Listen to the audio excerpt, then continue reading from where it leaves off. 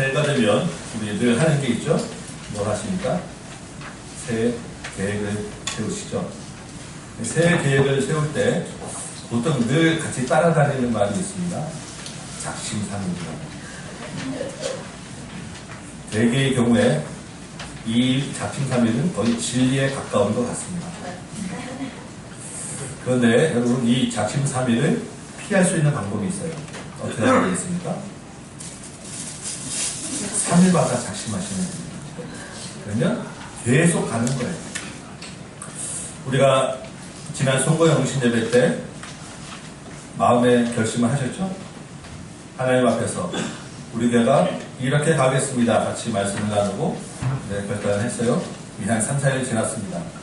오늘 다시 한번 여러분과 같이 먼저 오늘 본문 말씀 나누기 전에 그 작심한 마음을 다시 한번 작심하는 시간 좀 갖고자 합니다.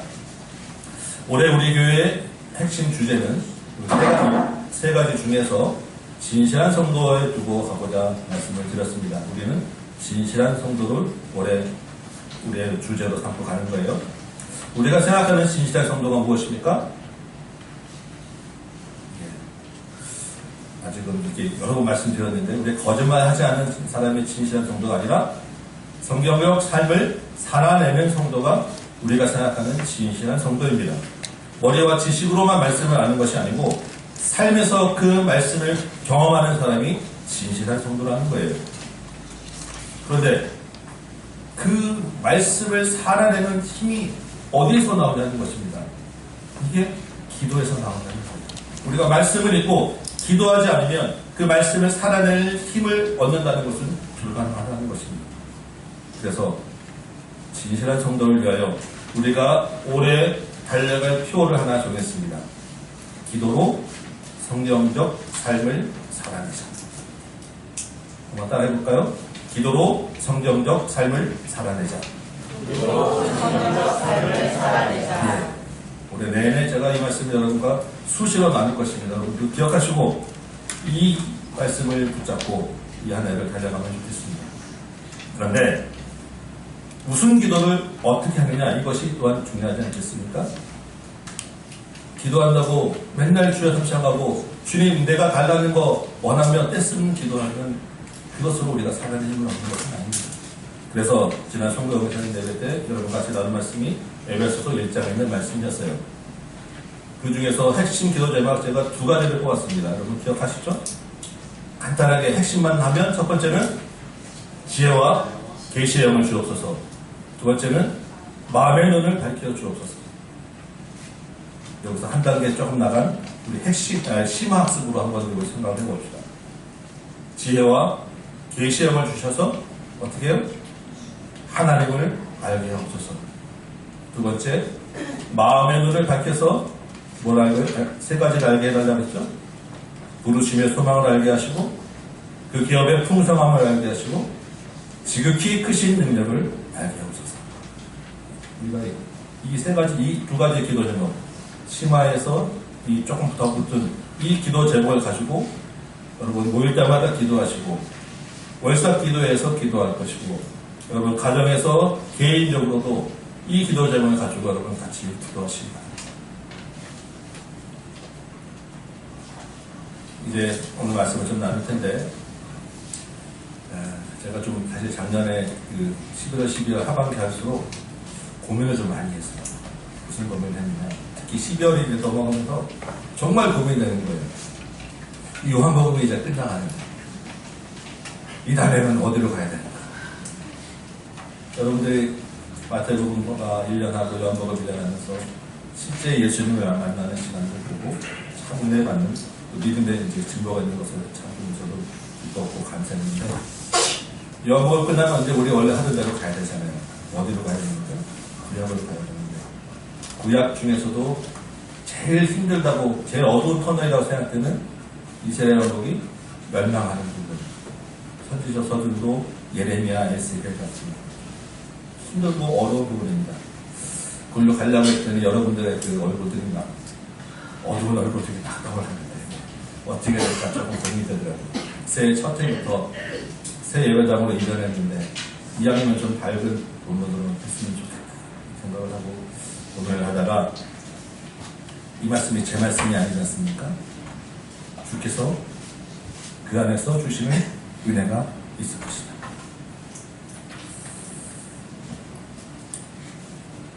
그냥 말씀을 의지하여 원래 주시는 대로 가야 되겠다 생각하고 열합니다. 오늘 본문으로 왔습니다. 여러분, 하나님께서 주시는 은혜가 있을 것입니다. 다시 한번 우리가 지혜와 계시형을 부어주옵소서 기도하면서 이 말씀을 같이 나누기 원합니다. 2년 지났으니까 잘 기억은 안 나시겠지만 우리 이 앞부분을 잠깐 정리를 해보면 이스라엘의 그 여러 왕들의 이야기를 이렇게 쭉 보았습니다. 다윗 이후에 솔로몬부터 시작해가지고 남북으로 갈라지고 쭉 그 왕들의 하나님을 어떻게 의지하였는지, 하나님을 의지하지 않아서 어떻게 실패하였는지를 우리가 쭉 봐왔던 거예요. 그러다가 히스기야를 마치면서 이제 인간 왕으로는 더 이상 소망이 없겠다라는 것을 하나님이 이사야 선지자를 통하여 말씀하셨어요. 그래서 인간 왕이 아닌 진정한 왕으로 오실 분이 앞으로 올 것이다. 그게 이사야의 내용이었습니다. 여호와가 구원하실 것인데 진정한 왕으로 오실 그 메시아가 그 일을 이룰 것이다. 그러니까 이사야까지 보고 다시 이제 복음서로 왔다가 다시 돌아가는 거예요. 그래서 오늘 이제 시작은 마지막 봤던 왕인 히스기야의 아들 므낫세라고 하는 왕의 이야기부터 시작이 됩니다. 이 므낫세라고 하는 이름은 잊어버리다라는 뜻입니다. 잊어버리다. 창세기에 이 므낫세라고 하는 이름이 처음 나와요. 창세기 41장에 보면 요셉이 애굽의 총리가 되죠. 결혼하였습니다. 그리고 첫 아들을 낳았어요. 그 아들의 이름을 므낫세라고 지었습니다. 그러면서 이렇게 고백을 합니다. 하나님이 내게 내 모든 권한과 내 아버지의 온 집 일을 잊어버리게 하셨다.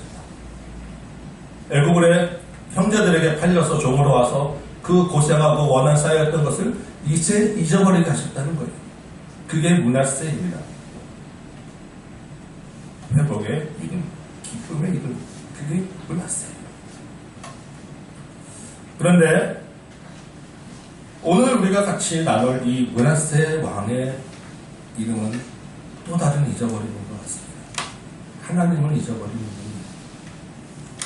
이스라엘 역대 그 왕들 중에 가장 악한 괴물 같은 왕이 므낫세였어요.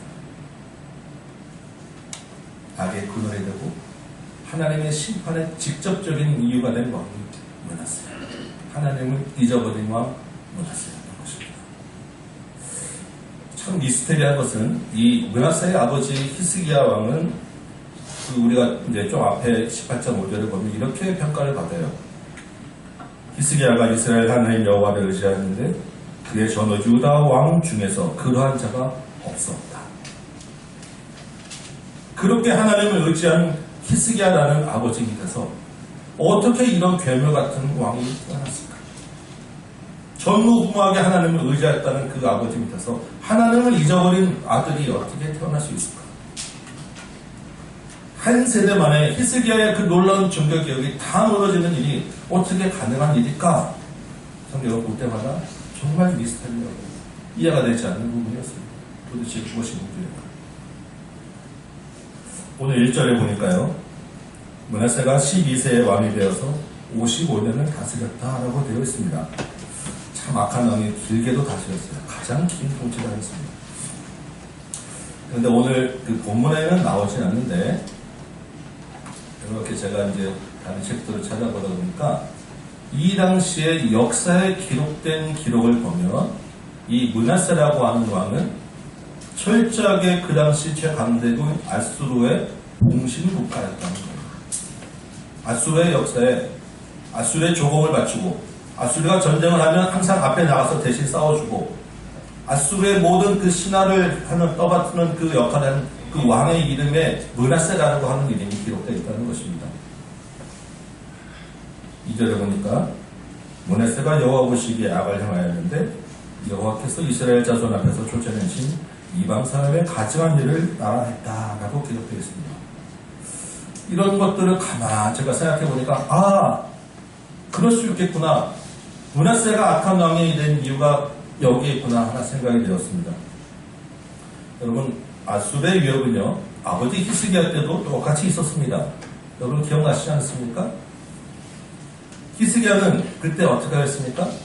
물론 히스기야도 쫄아가지고 막 이런저런 자기가 어떻게 해볼까도 했었어요. 그러나 결정적인 히스기야는 하나님 전에 찾아갔어요. 그 아수르 왕이 보낸 그 모욕적인 편지를 쫙 올려놓고 하나님께 기도했어요. 어떤 일이 일어났습니까? 하룻밤에 18만 5천이 송장되는 일이 일어났습니다. 여호와의 크신 구원을 경험했어요. 아들 때 이제 므낫세가 왕이 되었는데 똑같은 아수르의 위협과 공격 앞에서 므낫세는 그렇게 위험을 감수하고 하나님을 의지하는 그런 일을 하고 싶지 않았던 거예요. 그 현실 앞에서 므낫세는 아수르와 손을 잡는 일을 택했던 것입니다. 아수르를 받아들이고 아수르의 신하가 되니까 어떻게 됩니까? 이방의 문화들이 들어와요. 그렇지만 므낫세가 또 자기도 어떻게 좀 해보고 싶었겠죠. 다른 자기를 도와줄 신들을 찾아보게 되는 것입니다. 바알도 들어오고 아사라도 들어오고 산당도 들어오고 이것저것 다 들어와요.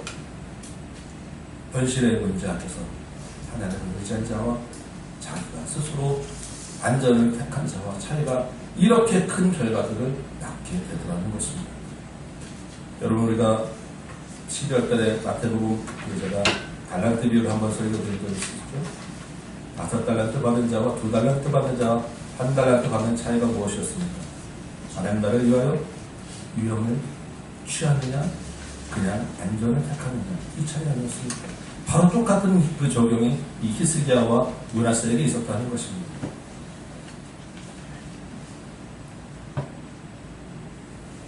성경에 보니까 사사기 2장은 이렇게 이야기를 합니다. 여호사와 그 세대 사람이 다 죽고 그 후에 다른 세대가 일어났다. 이런 일은 여러분 한 세대 만에 세대가 바뀌는 일이 언제든 일어날 수 있다는 것입니다. 과거에도 있었고 지금도 있을 수 있는 일이라는 거예요. 한국에 기독교가 들어온 지 이제 100년이 좀 넘었습니다. 평양 대부흥이 있었고 주기철 목사님과 같은 순교자가 있었습니다. 그 세대가 지나가고 이제 그 다음 세대가 되고 저만 해도 이제는 신앙의 3대째가 되는 신앙 세대입니다. 여러분들도 비슷하실 거예요. 그리고 이제 우리 후손들은 4대를 바라보고 있습니다. 우리는 어떤 세대일까요, 여러분? 우리의 첫 세대, 우리의 믿음의 선배들은 아수르의 유혹과 같은 일제강점기에 목숨이 위협받는 그 상황에서 고난을 감수하였고 위험을 택하였습니다. 그리고 하나님을 의지하였습니다. 한 세대가 지나고 전쟁을 겪었죠. 그 다음 세대, 이제 우리와 평화와 번영의 시대가 되었습니다. 여러분, 우리가 하나님을 잊어버린 세대의 혹시 아니냐 생각해보기 바랍니다. 우리는 현실의 안전을 택하고 하나님을 잊어버린 세대가 아니냐는 것이죠. 우리 다음 세대는 다음 세대가 아닌 다른 세대가 될지 모른다는 것입니다. 지금이나 예전이나 똑같이 이 시대에 하나님을 잊어버리게 하는 위협이 우리 앞에 있는 것입니다. 안전을 취하고자 하는 요건은 우리한테 다 있는 거예요. 우리가 어디서 우리의 안전을 보장받을 거냐는 것입니다. 하나님을 택하여 하나님으로부터 보호를 받을 것이다. 내가 다른 힘을 취하여 현실에서 안전한 방법을 찾는 것이다. 우리 교회 이름이 다음 세대를 세우는 다음 교회 아닙니까? 우리의 자녀들이 다음 세대가 되길 소망합니다. 우리를 통하여 이 땅에 다른 세대가 아닌 다음 세대가 심어지기를 소망합니다. 오늘 므낫세의 말씀을 보면서 그 죄악이 무엇인지, 그 죄악의 결과가 무엇인지, 어떻게 하나님의 말씀에 어긋났는지 같이 한번 돌아보며 우리의 삶을 적용해 보는 시간을 갖기를 원합니다. 그리고 우리의 길에서 악한 것에서 떠나는 축복이 있기를 소망합니다. 3절부터 우리 므낫세의 죄악들 한번 구체적으로 보도록 하겠습니다. 첫 번째 보면 아버지 히스기야 때 헐어버린 산당들을 다시 세웠다라고 이야기합니다. 산당이라고 하는 말은 높은 곳이라는 얘기예요. 높은 곳에 있다는 것입니다. 왜 산당에 가서 제사해야 되냐? 아마도 높은 곳에 가면 그들이 섬기는 신과 조금 더 가까워져서 그들이 원하는 것을 조금 더 빨리 받지 않겠느냐, 이런 생각으로 높은 곳에 가서 이방 신들에게 전하는 문화가 있었던 것이죠. 우리나라도 산마다 가면 바위마다 뭐가 새겨져 있고 바위틈마다 뭐가 올려져 있고 이상하게 생긴 나무나 바위마다 그 밑에서 자라는 fruit들이 있지 않습니까? 똑같은 거예요.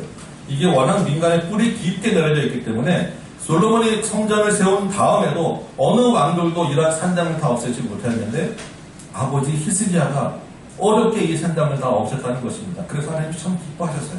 그런데 바로 이 아들이 다시 산당을 부활시켰다는 거예요. 두 번째, 바알과 아세라를 섬겼다라고 합니다.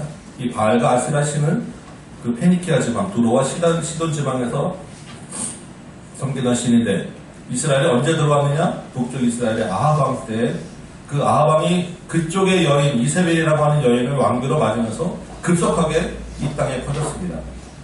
이 바알이라고 하는 신은 풍요의 신이에요. 비를 내리는 신입니다. 그래서 농경문화에 아주 적합한 신이에요.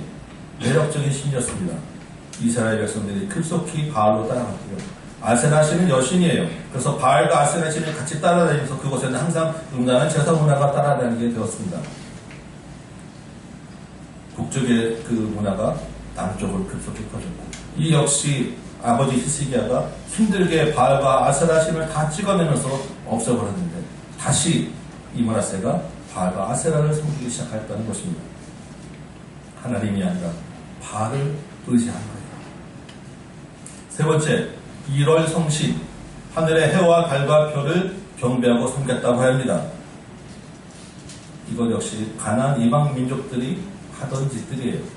신명기 4장이나 신명기 17장에서 보면 하나님이 해와 달과 별을 섬기는 것을 엄격하게 금지하셨습니다. 이 1월 성신을 경배하는 자는 반드시 돌로 쳐 죽이라고 말씀하셨어요. 원래 해와 달과 별은 무엇입니까? 하나님이 만드신 피조물이에요. 누구를 위하여? 사람을 위하여. 우리를 위하여 만드신 피조물입니다. 그런데 사람이 하나님이 아니라 그 피조물에게 경배하고 있는 모습을 하나님이 어떻게 보겠냐는 것입니다. 그것도 모자라서 1월 성신을 섬기는 제단을 성전 뜰 안에다 갖다 두었어요. 누가? 므낫세가. 하나님을 모독한 것입니다. 하나님을 우습게 한 거예요. 넷째, 자기 아들을 불가운데로 지나게 하였습니다. 특별히 이것을 이방 신 중에서 몰렉이라고 하는 신에게 바쳐져 행했던 그 함술인데, 신의 노염을 달래는 제물로 주로 맏아들을 바쳤다고 합니다. 신명기에서 역시 절대 용납하지 말고 쫓아낼 죄로 분명하게 지적하고 있습니다. 그런데 남쪽 유다의 왕은 그 일을 하고 있는 거예요. 사람이라도 어떻게 그런 일을 하겠습니까? 다섯째, 정치고 사수를 행하고 신접한 자와 박수를 신임하였다라고 합니다. 박수는 남자 무당이에요. 정치고 무당과 굿하는 일들, 온갖 잡신들을 숭배했다는 것입니다.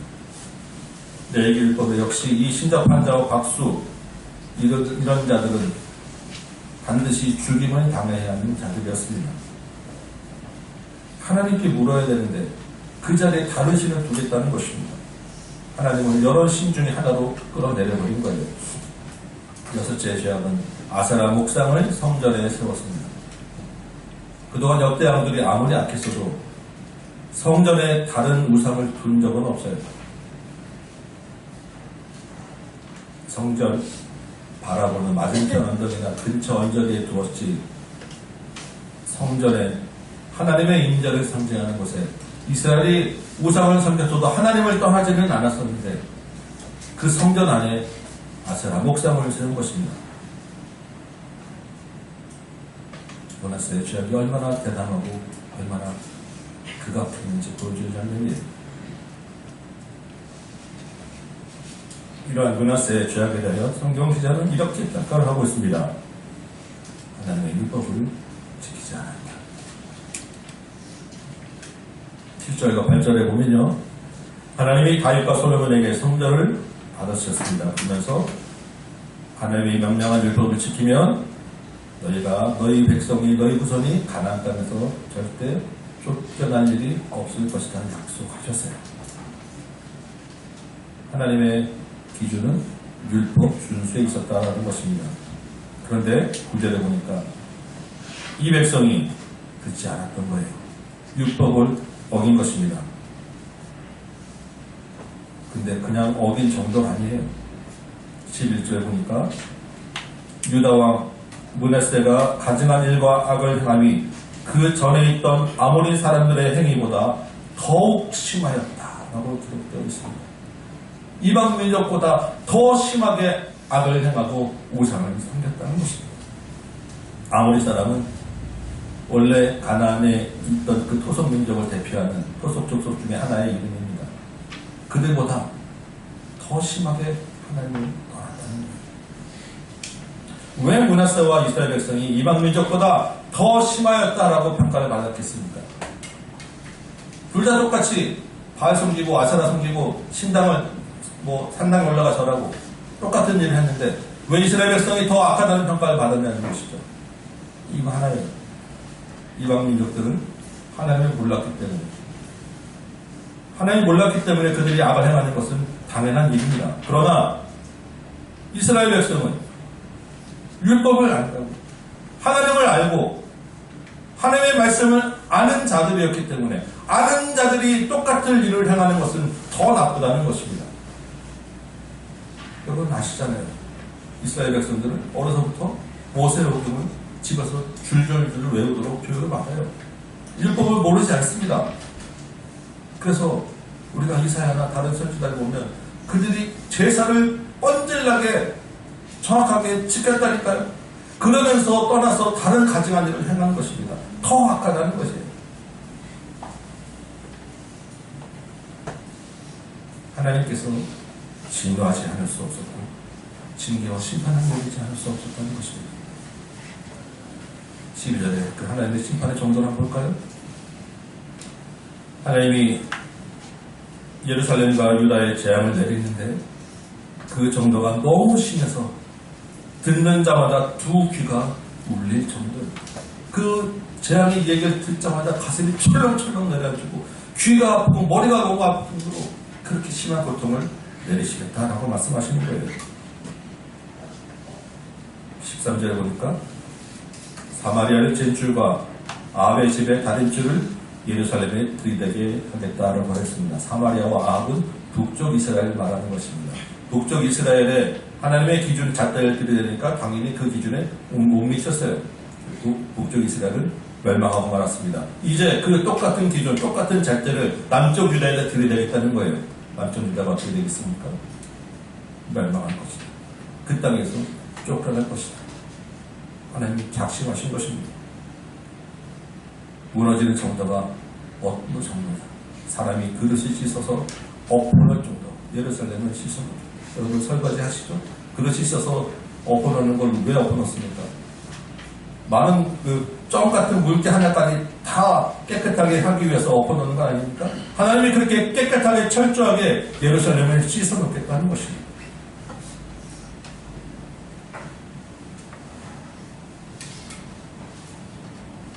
이 정도로 하나님이 심판하실 것인데, 그러면 심판의 방법은 어떤 방법으로 심판할 것이냐? 14절이에요.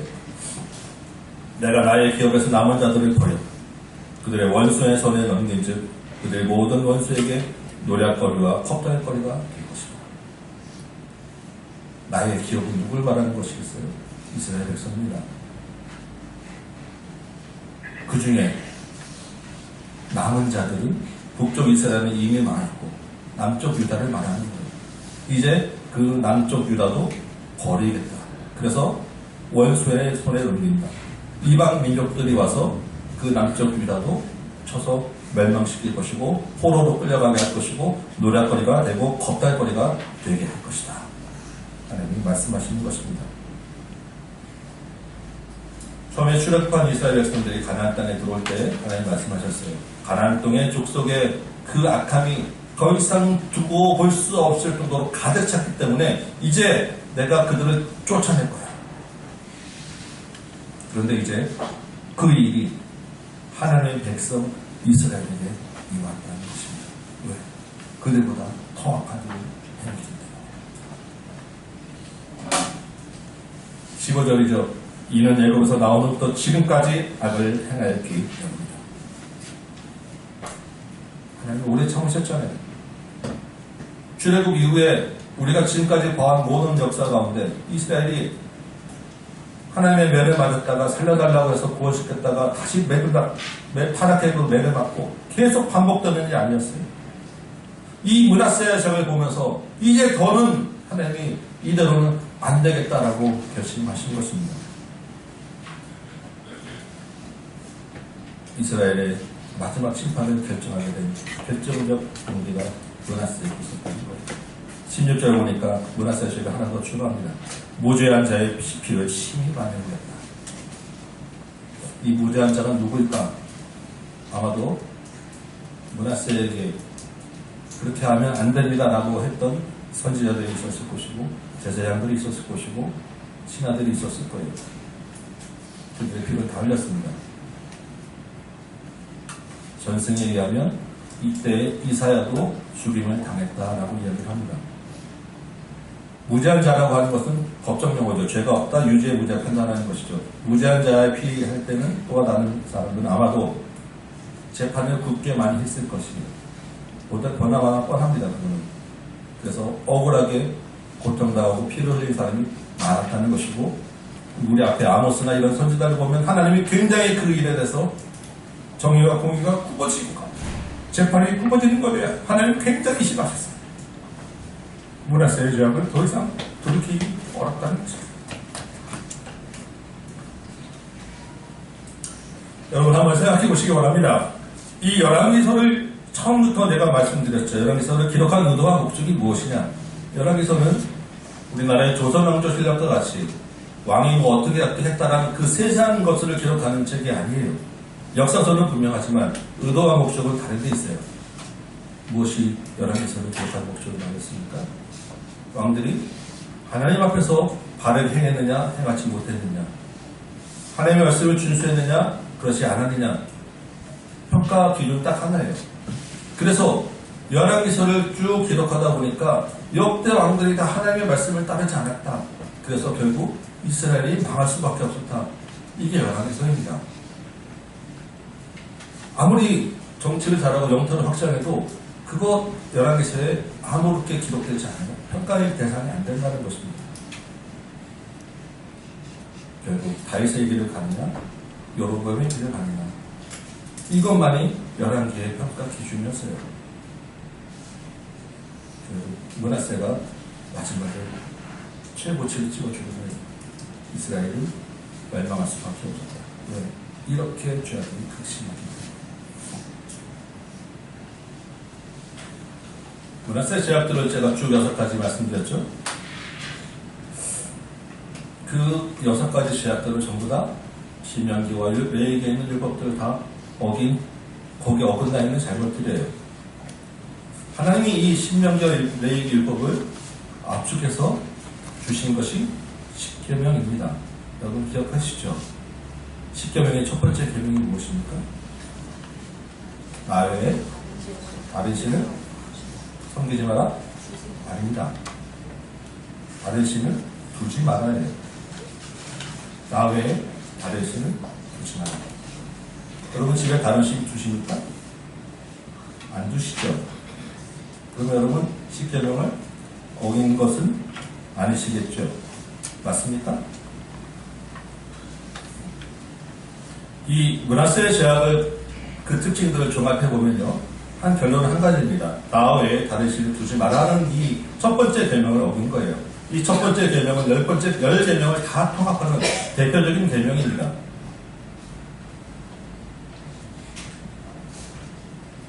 예수님이 이렇게 말씀하셨죠. 신약에서 마음을 다하고 목숨을 다하고 뜻을 다하여 주 너의 하나님을 사랑하라. 이것이 첫째 되는 계명이다. 나 외에 다른 신을 두지 말라는 계명을 예수님이 해석해서 설명해 주신 거예요. 그런데 이 시대에 우리에게 과연 이 계명이 제대로 지켜지고 있느냐는 것입니다. 아까도 말씀드렸지만 우리나라도 어느 곳에 가든지 산에 가면 돌무더기가 있고 바위마다 뭐가 새겨져 있고 엄청 많아요. 하나님을 알지 못하는 자들이 똑같은 짓을 하고 있습니다. 바알과 아세라 이름만 바뀌었지 온갖 잡신들이 많이 있고 무당과 정치인자들이 여전히 그대로 활개치고 있고 음란한 문화 더 이상 말할 필요도 없고요. 달과 하늘을 섬기는 일들도 심심치 않게 보여져요. 하나님 모르는 자들이라 어쩔 수 없다 칩시다. 그러면 교회는,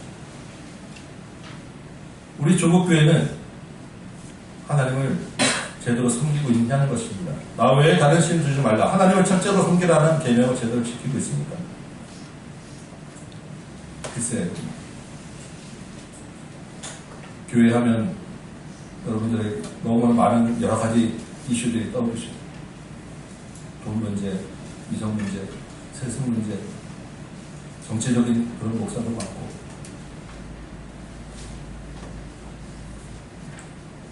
우리 교회는 어떻습니까, 여러분? 여러분은 또 어떻습니까? 하나님의 말씀을 그래도 붙잡고 가겠다고 우리 맨날 얘기하고 성경 읽기를 강조하고 암송도 하고 있는데 교회 다니는 성도 중에서도 의외로 전보라 대사이 많다라고 하더라고요. 그중에 여러분은 아마 계시지 않을 걸로 저는 믿습니다. 그러면 우리는 과연 하나님을 제대로 섬기고 첫 번째 계명을 잘 지키고 있는 것 맞느냐는 것입니다.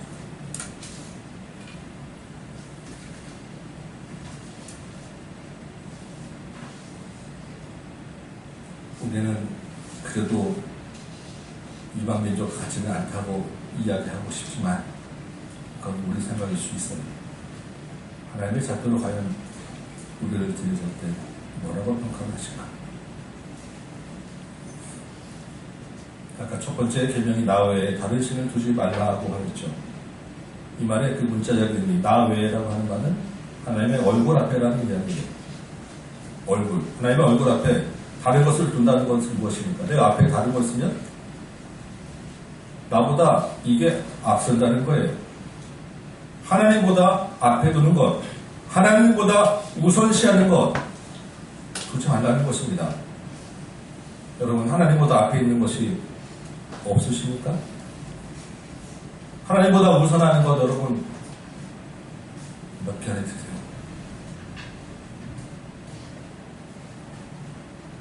이렇게 보면 너무 많지요. 사실은 우리도 십계명의 그 첫 번째 가는 계명을 제대로 지키지 못하고 산다는 것입니다. 예수님이 뭐라고 하셨습니까? 한 사람이 두 주인을 섬길 수 없다. 왜? 어느 한쪽을 우선하게 되더라라는 것입니다. 그러면서 너희가 하나님과 재물을 겸하여 섬길 수 없다라고 말씀하셨죠. 우리가 제일 많이 하나님보다 앞서는 것이 무엇이 있겠습니까? 돈이죠. 현실적인 문제니까. 문화세가 닥쳤던 제일 큰 현실의 문제, 경제적인 문제를 해결하기 위해서 우리의 안전하고 편안한 삶을 보장받기 위해서 하나님보다 얼마나 우리가 다른 것을 앞세우는 것입니다. 솔직히 물질이 하나님보다 앞설 때가 우리가 얼마나 많아요. 오늘 이 사건과 작정하였죠. 너무 쉽지 않은 결단을 하셨어요. 정말 감사합니다. 그러나 이것을 할 때 하나님보다 그 돈이 앞서는 마음 때문에 우리가 얼마나 고민하며 또 불안하고 주저하게 되는 것입니다. 여러분 11조 내실 때 또한 그런 고민이 되지 않습니다. 돈이 많으면 많은, 적으면 적다. 돈은 늘 우리 앞에 힘들고 고민스러운 문제예요. 돈과 관련된 것이 직장이고 성공이고 다 연관되어 있지 않습니까? 교회와 직장의 문제가 겹쳤을 때 여러분들 어떤 선택을 하게 되느냐는 것이죠. 요한에서 2장 16절은 육신의 정욕과 안목의 정욕과 이생의 자랑이 다 세상으로부터 나온 것이라고 했습니다. 육신의 정욕, 안목의 정욕, 이생의 자랑, 우리가 가지고 싶어하고 하나님보다 앞서기 쉬운 것들이에요. 그 안에 구체적인 항목들은 각각 여러분들의 마음에 떠오르는 것도 있지 않겠습니까? 강남에 서울시 가면 오른다고 할 때 나는 집을 언제 살지? 우리가 몇 살까지 살 줄도 모르면서 우리가 노후 준비를 어떻게 해야 되지? 여러분, 얼마나 할 줄 알고 노후 준비 때문에 그렇게 쩔쩔매시고 걱정하면 그것을 앞세운다는 말입니까? 자녀 교육 문제 정말 심각하죠. 심각하지만 하나님보다 앞설 수는 없잖아요. 제가 얼마 전에 아는 사람하고 친한 사람하고 밥을 먹는데 그 대학 수시 입학 입학 발표가 나는 날이었던 것 같아요. 뭐 몇 개 대학이 동시에 발표하는데 1시간 내내 핸드폰 보면서 왜 연락이 없지 짜증내서 그만 밥 먹고 가자고. 아니 무슨 아버지가 세상에 저기도 아버지 무관심이 그 대학에 촉돌함이 많은데 무슨 아버지가 그렇게 관심이 많은지. 우리도 똑같은 문제 아니겠습니까? 각종 염려와 근심, 하나님을 잊게하는, 하나님을 잊어버리게 하는, 우리가 하나님을 앞서게, 하나님 앞에 두는 그런 것들입니다. 근심하는 마음, 되는 마음, 떨어질 때, 낙담될 때. 저도 지난 한 일주일 동안에 뭐 이렇게 일이 안 돼가지고 너무너무 낙담되니까 찬송이 안 나와요. 찬송이. 기도도 할 수 없고. 하나님께, 이게 사단이 이걸 노려서 저를 이렇게 자꾸 힘들게 하는군요. 내가 이걸 떨쳐버리겠습니다 하고 정말 몇 날 며칠을 내가 주님께 기도하고 찬송 한 장 부르려고 힘써 정말 내가 기도했어요. 이제 조금 회복되는 것 같아요. 여러분, 우리가 대놓고 우상에게 절하지 않는다고 했습니다. 이 난에 빠지지 않는다고 해서 문하세의 죄를 더 많이 않는다고 우리가 자랑할 수 없다는 것입니다. 이 세상에는 하나님보다 앞서게 하는 것이 너무나 많은 거예요. 왜? 육신의 눈으로 보게 되기 때문에. 우리 영의 눈이 아니라, 마음의 눈이 아니라, 육신의 눈으로 볼 것이 너무나 많고, 만족시킬 것이 너무나 많고, 따라갈 것이 너무나 많기 때문에, 우리는 우리 몸이 여기 이방의 신 앞에 가서 절하지 않는 것에서 하나님 외에 다른 신을 두지 않는 계명을 내가 잘 지킨다고 말하기 어렵다는 것입니다. 그런 세상에 살고 있는 거예요. 그런 위협 앞에 살고 있는 것입니다. 나도 모르게 가장 이방의 악을 따라 행하는 일이 너무나도 많이 있을 수 있는 거예요. 우리가 어떻게 해야 되겠습니까? 연약한 우리가 그 공격과 위협 앞에서, 그 위협 앞에서 우리가 견디기 힘들어요. 내 힘으로 할 수 없다는 것입니다. 우리가 어떻게 해야 돼요?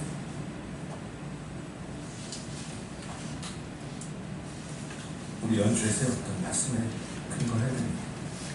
주여, 지혜와 계시력을 주옵소서. 분별하게 하시고 그 성령의 힘으로 이기게 하옵소서. 성령의 도우심을 구하는 수밖에 없습니다. 지혜와 결심을 우리에게 또 부어주옵소서. 또 있죠.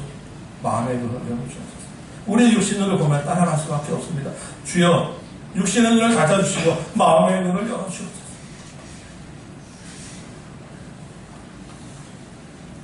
마음의 눈으로 보면 육신의 눈으로 보는 것과 비교할 수 없는 독이 우리에게 있음을 우리 깨닫게 될 것입니다. 주께서 주시는 평안을 얻을 수 있는 거예요. 올 한 해 두 가지 갖고 지속적으로 같이 기도해 나가서 지혜와 계시함을 주옵소서. 마음의 눈을 주옵소서.